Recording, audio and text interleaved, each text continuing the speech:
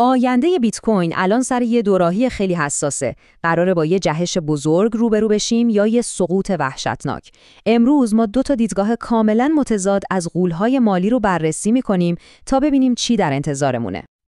دقیقاً همین سواله که بازار رو دوشقه کرده. از یه طرف یه عده میگن این یه فرصت خرید تکرار نشدنیه، از اون طرف بعضیا پیش بینی میکنن که تا $10,000 هم پایین میاد. بیایم ببینیم کی چی میگه.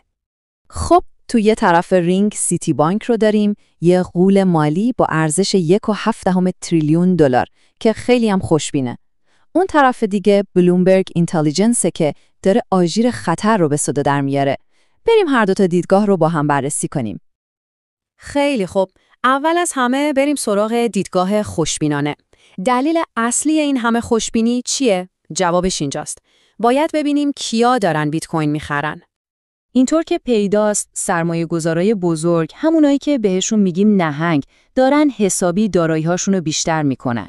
تو دنیای کریپتو میدونید که این معمولاً یه سیگنال خیلی خیلی قوی برای صعوده. و جالبیش اینه که این فقط حرف و حدیث نیست. این اسلایدو ببینید، داره داده‌های واقعی رو بهمون نشون میده که ثابت میکنه نهنگ‌ها دارن خرید میکنن. یعنی یه روند کاملا قابل اندازه‌گیریه. این داده‌های داستان خیلی جالب رو تعریف میکنن. سرمایه‌گذارای با تجربه و پولدار دارن بیت کوین ها رو از دست هولدرهای کوچیک‌تر و خب بی‌صبرتر در میارن. یعنی اونایی که با هر بالا و پایینی میترسن و میفروشن. اما صبر کنید، جمع‌آوری بیت کوین توسط نهنگ‌ها تنها دلیل خوشبینی نیست. سیتی بانک به یه فاکتور خیلی بزرگتر در سطح اقتصاد کلان اشاره میکنه که میتونه ورق رو کاملاً به نفع بیت کوین برگردونه. خب این مفهوم شاید یکم پیچیده به نظر بیاد، ولی این اسلاید خیلی ساده توضیحش میده. ببینید خیلی خلاصه کاری که دولت آمریکا اخیراً انجام داده باعث شده پول کمتری توی سیستم مالی بچرخه. و خب دارایی‌های پر ریسکی مثل بیت کوین اولین چیزایی بودن که ضربش رو خوردن. پس نکته اصلی اینجاست. سیتی بانک معتقده که بزرگترین مانع سر راه قیمت بیت کوین داره از بین میره. وقتی نقدینگی دوباره به بازار برگرده، دارایی‌هایی مثل بیت کوین میتونن یه نفس راحت بکشن و دوباره رشد کنن. خب این از سناریوی خوشبینانه، اما حالا بریم اون طرف سکه رو ببینیم.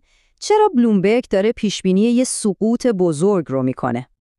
واقعاً پیشبینی تکان دهنده‌ایه نه؟ تحلیلگر بلومبرگ اینتلیجنس خیلی راحت میگه فکر میکنم ممکنه برگرده به $10,000 قراره 0 کم کنه. یعنی چی؟ یعنی بیت کوین میتونه تقریباً 90% ارزش فعلیش رو از دست بده. خیلی حرفه. ولی یه نکته خیلی مهم هست که باید همین الان روشنش کنیم. این پیشبینی بدبینانه به خاطر مشکل خود بیت کوین نیستا، دلیلش یه چیز دیگه است. پیشبینی یه رکود اقتصادی توی کل بازاره. بلومبرگ به چند تا علامت خطر اشاره میکنه که توی این اسلاید میبینیم. اونا معتقدن بازار بیش از حد داغ شده و دارن الگوهایی رو میبینن که خیلی شبیه حباب‌های قبلیه. مثلا حباب .com تو سال 1999. و منطق اصلی حرفشون همینه.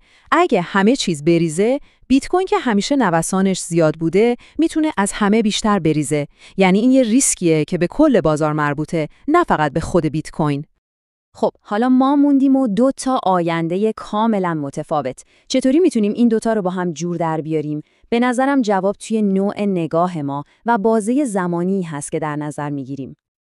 ببینید، بازارها فقط با عدد و رقم کار نمی‌کنن، با داستان‌ها و روایت‌ها هم کار می‌کنن.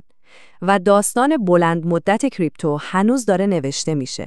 یعنی اگه از این بالا پایینای کوتاه مدت فاصله بگیریم، داستان‌های خیلی بزرگتری در مورد پذیرش و قانونگذاری در جریانه که میتونه همه چیز رو عوض کنه. این اسلاید یه مثال تاریخی خیلی خوب میزنه تا بفهمیم قانونگذاری چقدر میتونه مهم باشه. یادتونه تو سال 1996 یه قانونی برای ارتباطات تصویب شد که باعث شد اینترنت بترکونه. خب الان طرفدارای کریپتو امیدوارن یه قانون مشابه مسیر رشد رو برای این حوزه هم باز کنه. و این فقط یه تئوری نیست، همین الان داره اتفاق میفته. مدیر عامل کوین بیس براین آرمسترانگ میگه شانس زیادی هست که این لایحه تو دسامبر بررسی بشه.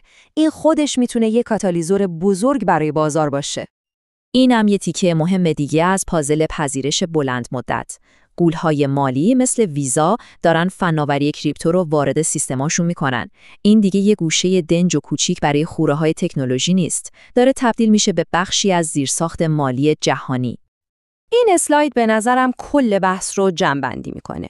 دعوای اصلی بین ترس‌های کوتاه مدت بازار، چیزایی مثل نوسانات، کمبود نقدینگی و وحشت سرمایه‌گذارها در مقابل داستان بلند مدت و بنیادین پذیرش کریپتو، یعنی شفافیت قانونی، استفاده عمومی و رشد شبکه. و در نهایت به این سوال میرسیم که میخوایم شما هم بهش فکر کنید. آیا این ترس کوتاه مدت بازار انقدر قدرت داره که بتونه جلوی داستان بلند مدت و قدرتمند کریپتو رو بگیره؟ بله، نوسان و عدم قطعیت تو کوتاه مدت وجود داره، ولی داستان رشد و پذیرش هم واقعیه. اینکه در نهایت کدوم یکی برنده میشه، آینده بیت کوین و کل بازار کریپتو رو مشخص میکنه.